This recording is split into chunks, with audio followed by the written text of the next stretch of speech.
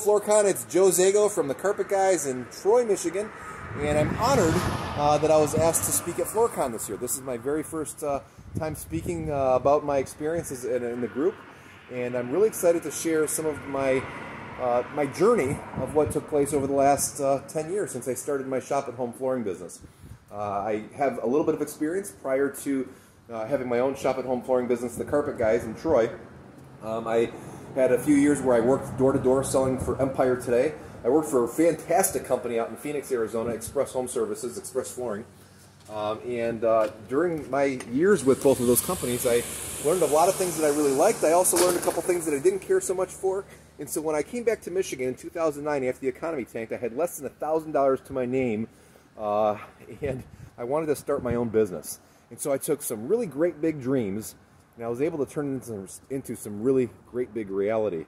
I always had a dream that I wanted to wake up on the water, and for the last 5 years I've been able to wake up on Lake St. Clair, Michigan, to this gorgeous view, debt-free, thanks to my very profitable shop-at-home flooring business that I started just 10 years ago. So I'm excited to share some of my experiences. Some can be very helpful, some might not be so much, but I'm really excited to hopefully shed some light on some things that people might have questions about that really worked for me in the shop-at-home arena when it comes to floor covering. So I'm excited, so be wise and stay tuned, and thank you for having me a part of this, and hopefully we can all become more successful together. Have a great day. Stay tuned. So I started my business in 2010, and when I started it, I had zero money. We literally started it with absolutely nothing, and I was getting samples from a local distributor, as I was saying, the Floor Source. They supplied installers, and they had samples, and you would get the samples, and I would take those to customers' house. So my first job was to figure out how to generate leads, and how do I get in front of a customer. So I did that with Google, I did that with yard signs, I did it with Facebook, at the time MySpace, and I really hammered social media and other people's energy to help me generate leads, so that way I can go into a customer's house and then sell them flooring. The first year we did, I remember that my first goals when I first started my company was, at that time as a salesperson working for Empire Today and at Express Flooring, I never really worked a full year because I worked 8 or 9 months of the year, then I would take 2 or 3 months off and go back to Michigan. And so at the time, I was used to making $80,000 or $90,000 a year, but I never made $100,000 in 1 year. So my goal was to earn $100,000. And since when I started my business, 1/3 of my sale amount was going towards the installer, 1/3 of it was going towards myself, and 1/3 of it was going towards material. In order for me to make $100,000 in profit for myself, I had to sell $300,000 in sales, and I started at the end of April, I believe, and so by the time of the end of the year, I calculated if I wanted to make $100,000, I had to sell $300,000 in sales. So if I knew what my average ticket was, and I knew that I would sell 2 out of 3 people that I went to go see, I knew that I had to be in front of 3 people a day in order to make $300,000 in sales between that point and the end of the year, so I would make $100,000. And miraculously, I think I started counting in December to see where I was at, and we were already at $300,000 at that point. I still had a month to go. So the power of writing down your goals and constantly reminding yourself is huge. It's absolutely huge. And just the law of attraction worked in my favor, because I kept visualizing what it would be like to make $100,000 in profit for myself. So then the next year I set a goal that was completely unrealistic. I said, you know what, if I can do $300,000 by setting this crazy lofty goal, let's go for $1 million. And so we did, and I made these goals. I wrote these sticky notes everywhere of what I needed to do in order to generate enough leads so I can be in enough houses per day. If I was in 6 houses a day and I had another salesperson doing 3 houses a day, then we can do $1 million in sales. And we did 1.6 million. Whoa, this worked. So then the following year, we just doubled the goal again, and I think we did 3 million, then we did 5 million. And so by the 4th year, we were doing over $5 million in sales, and I was still working in the basement of this house that I bought for $35,000.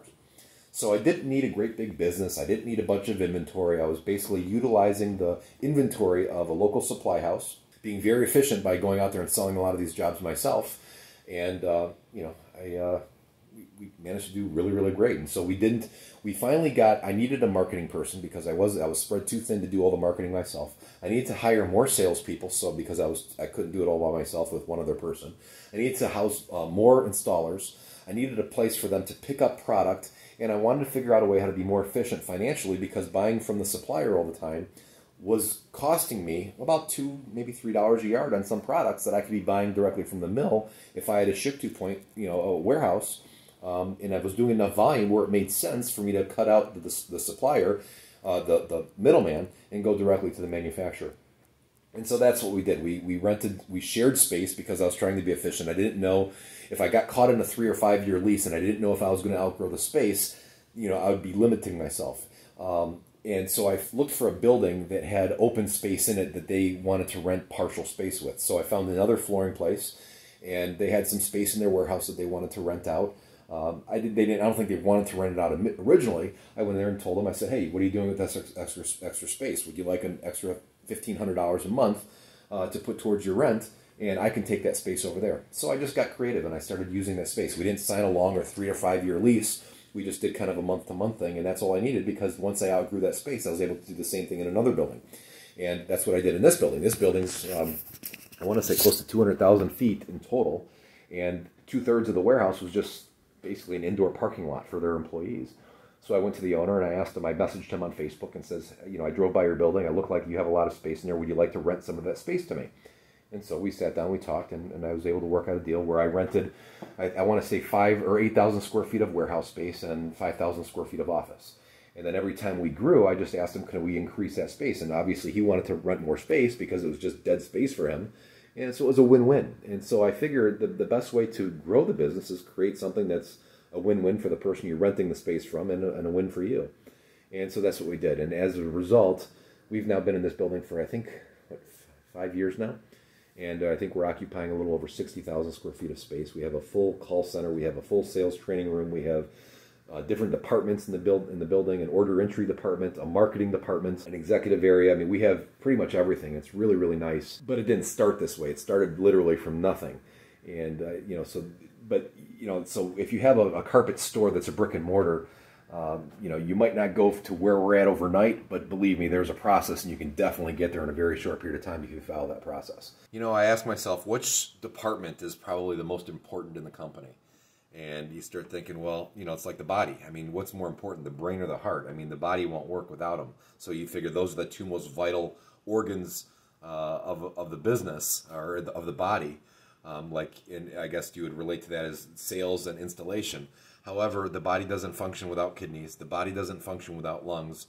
The body doesn't function with a lot of very, very important organs. Just like this organization can't function without, order entry. The company cannot function without a properly working call center and sales support department. The company cannot function without sales, obviously, and without inventory. So a warehouse, the business cannot function without installation. Without installs, you got nothing.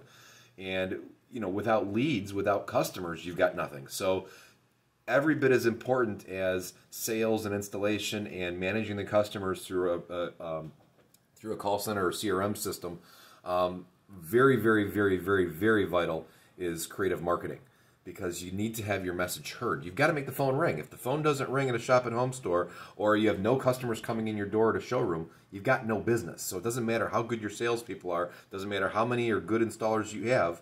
If the phone doesn't ring, you got nothing. And there's really good companies out there that can help you with SEO. There's really good companies out there that can help you with pay-per-click advertisement on social media or on Google. There's lots of them out there. We do a lot of ours in-house, but we've used several companies. So let me tell you a little bit about marketing. You got to be creative. You got to zig when other people are zagging. I saw a speech at Surfaces a few years ago by John Goldman, and he had a book called The Secret of the Watermelon.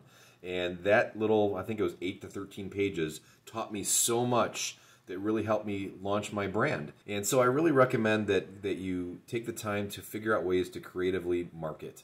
Because people buy from who they like, who they connect to, not necessarily who has the best price. In fact, you'll find out that price is probably one of the least important aspects in the shop-at-home arena when it comes to flooring.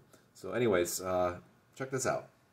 And as you can see over here, we're really dedicated to our customers, and it shows because every year they have the Reader's Choice Awards does a vote, and they put it out to hundreds of thousands of people in the community, and they nominate different companies in different categories, whether it's restaurants or whether it's roofing places or whether it's like in our case, a flooring store.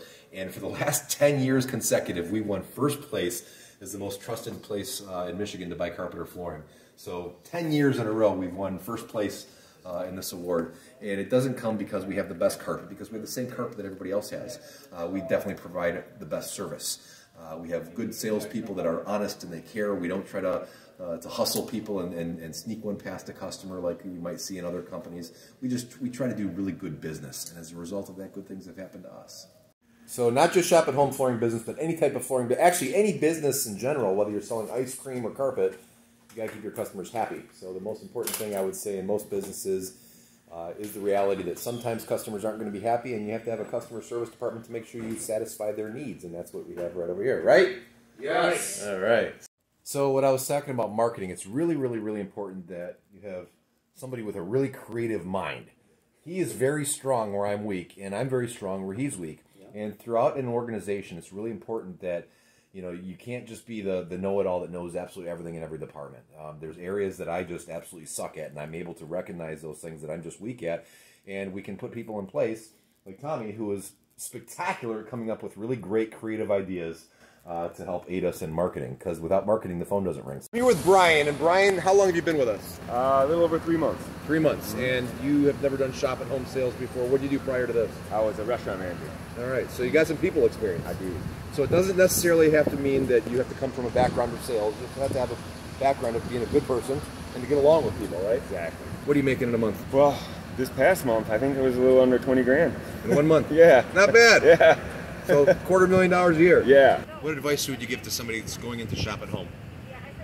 Real quick. It's challenging, but it's by far the most rewarding career that you ever have. What piece of advice could you give to them? Give it your all.